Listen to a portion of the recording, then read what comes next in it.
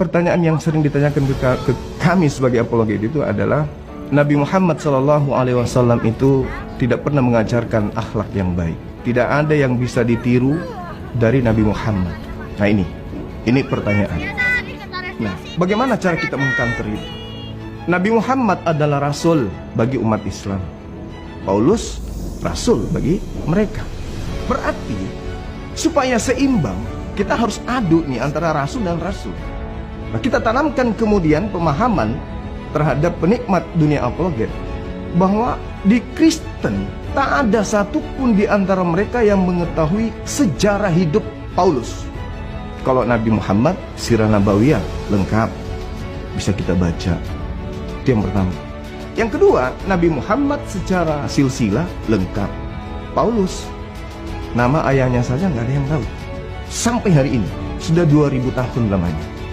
Bagaimana mungkin kemudian orang Indonesia, dalam hal ini umat Islam, yang kitab sucinya 90% ke atas mengajak akal untuk berfungsi, bisa mendudukkan sebuah buku, bisa menunjuk seseorang untuk menjadi pemangku kepercayaan yang mengantarkan kepada kehidupan setelah kematian, sedangkan orang tersebut tidak diketahui siapa. Bapaknya siapa, emaknya siapa, siapa kakeknya, dari mana dia mendapatkan catatan-catatan kitabnya, orang Kristen tak tahu. Jadi pertanyaan yang seperti itu kita kembalikan.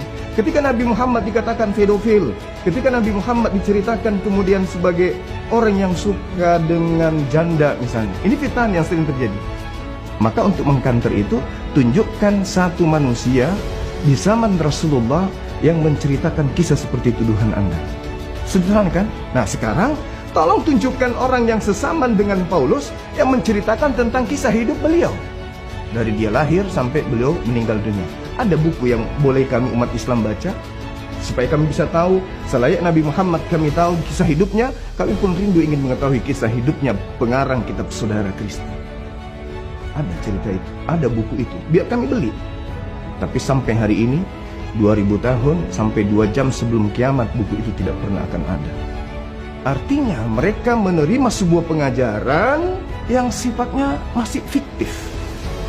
Kan tak ada sumber, tak ada sanad, tak ada mata rantai penyampaian kabar dari apa yang dicatat di sebuah buku yang mereka imani sebagai atau mereka imani sebagai buku suci. Jadi tuduhan mereka harus mereka buktikan.